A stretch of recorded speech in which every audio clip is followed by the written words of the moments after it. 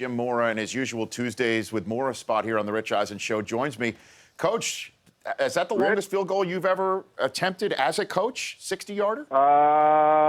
You know what? I don't know. That's a good question. I coached a lot of games, so let me think. Definitely here at UCLA. Yeah. Probably was.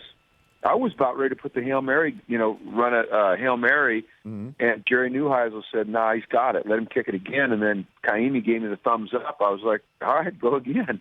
Right. So, and then went through, and he had, He had about five yards to spare. Yeah. It was like Dempsey. That's right. I mean, it was that could have been good from 65, but I mean, it's just rare to see an attempt of a field goal right from the middle of a logo in the middle of the field, and then it go through for at least 4 or 5 yards. And certainly in a game that you needed to break a couple of game losing streak, Coach. So how are things on the campus right now? Obviously, things are better coming off of a win, no doubt about that.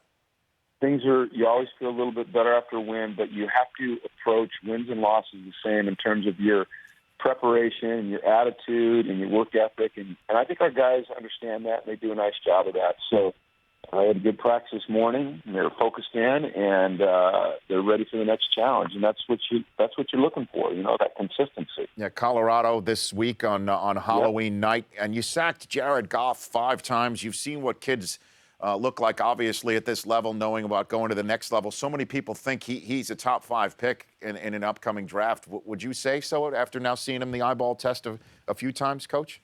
I don't know if he's a top 5 or not because I haven't seen enough other players to make that distinction, Sure. But I think he's a very, very good football player, and I think he's going to have a lot of success in the NFL. I think he's got everything that you look for. He's big. He's physical. He can make all the throws. He doesn't get rattled easy. In the first half, we were around him a lot, and he just slid out of the way and delivered, on-time, on-target throws. And then I like his demeanor during a game. I like his poise. And when things aren't going well, you don't know it. And when things are going well, you don't know it. You just kind of very steady. And I think that's a great quality for a quarterback. So I'm a big fan of his, and I hope he gets drafted. And that way we won't have to play him again. How about your guy now matriculating his way through his first year being a big man on campus? What about your quarterback, Coach? He had a pretty good game, Rich. He was accurate. He threw for, I think, 399 yards or something, 3 touchdowns. He had a good game, and he's getting better every week, and he works hard at it, and it's important to him to be good, and he's good. He's developing into a guy that we can count on and trust and that can lead. And so I'm very, very happy with Josh. And what about him? What about him? Is he learning about Instagram and Twitter and stuff like that, about stuff that he might be posting out there? I know where you're going with this. Yeah, he's learning. He's like any other 18-year-old kid. There's lessons to be learned every day, and you hope that they learn them and they apply them. And they're going to make certain decisions that maybe aren't the best decisions. That's kind of part of growing up, So I think Josh has realized that the spotlight is shining very brightly on him, and that everything he does is going to be evaluated and critiqued. And, I think that's also kind of tough on a kid who's in college and really kind of wants to have fun sometimes, and be like everybody else.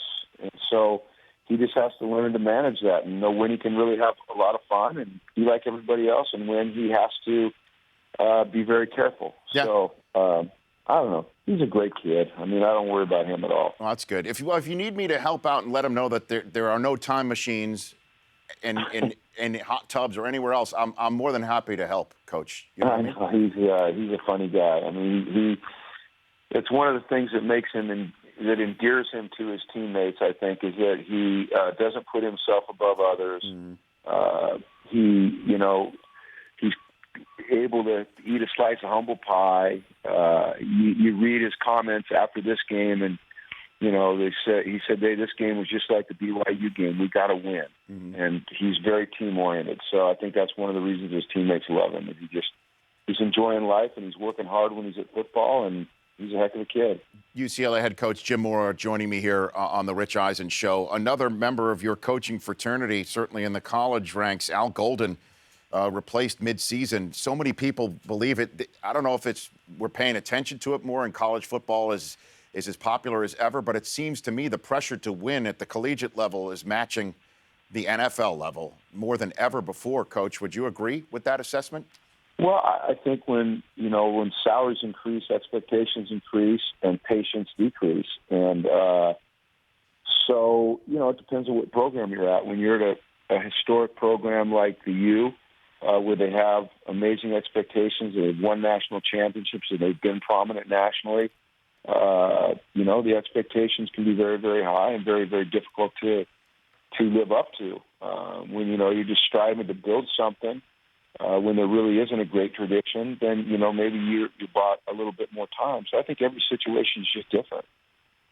And I was doing NFL Game Day Morning the other day, and Ian Rappaport, my colleague, the information man on NFL Network, mentioned a couple of college coaches said to be interested in the professional ranks, and you were one of them. So I'm, in a way, duty-bound to ask you what you say when you hear your name bandied about in that manner, Coach. I didn't hear it.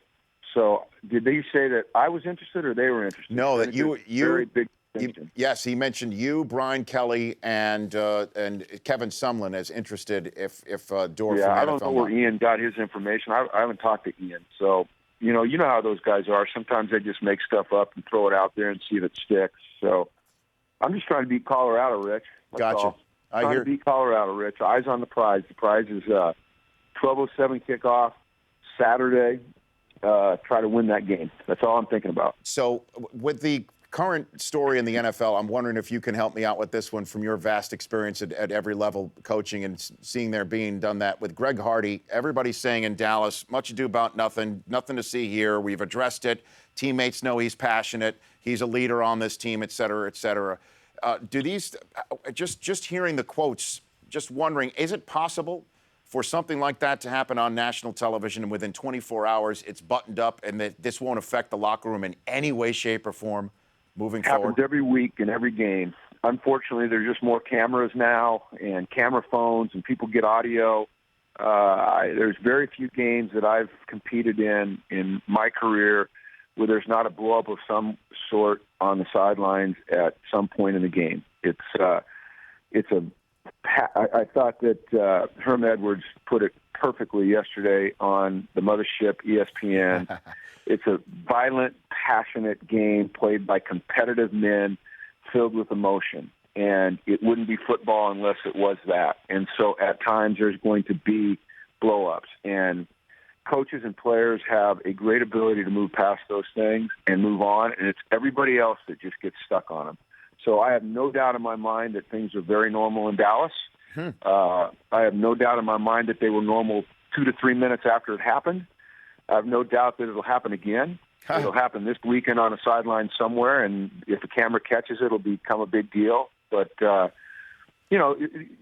people that are criticizing it are people they've never been down there.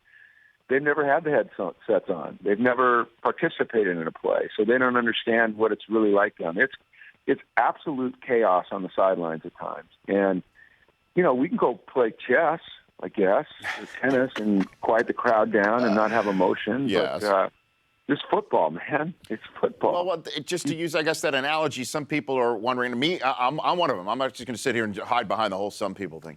That in a way, he went from a chess huddle to a checkers huddle. That what was he doing in a special teams huddle? And if he did, in fact, disrupt it and put it on the special teams coach, shouldn't a head coach go up to him and say that is at least unprofessional and should not be, even in a heat of a battle, attempted again? Yeah, I don't know, because I don't think any of us know the exact situation. We don't know exactly what was said beforehand or exactly what he said or exactly the situation. I don't think a player should ever put their hands on a coach, and I don't think a coach should ever put their hands on a player. Mm-hmm.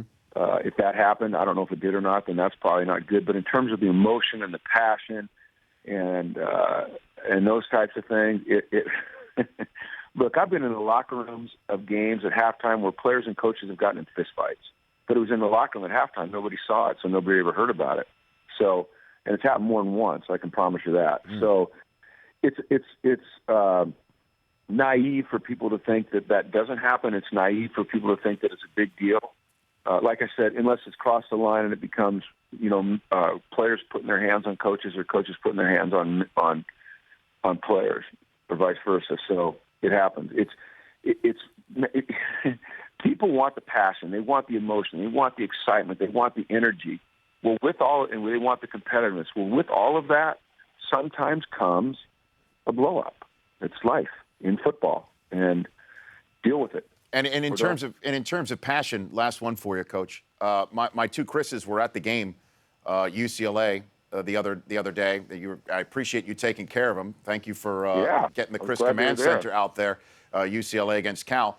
They ran into your dad before the game, and you didn't know them? Your dad's met them many times. They think that he was so into what was about to unfold, he had no idea who they were. Coach, is that possible? That's probably accurate. He's very, very focused during our games, and he gets nervous before the games, and he doesn't like a lot of people talking to him, and he's invested. He's heavily invested in it. So I wouldn't take it personal. I'd say that in any other setting, if they were over at the mall, they'd have probably hung out and got a latte together and talked. But in that environment, my dad is very, very focused, and I appreciate that about him. Yeah, I'm sure they could have gone to see Bridge of Spies together and then snuck into another movie. That's been known to happen in the mall. Yeah, buy one ticket, see two movies. That's right. Thanks for calling in, Coach, as always. I love chopping it up with you. Thanks again. Have a great day. You bet. That's Coach Jim Mora. The Rich Eisen Show, weekdays at noon Eastern. On Audience.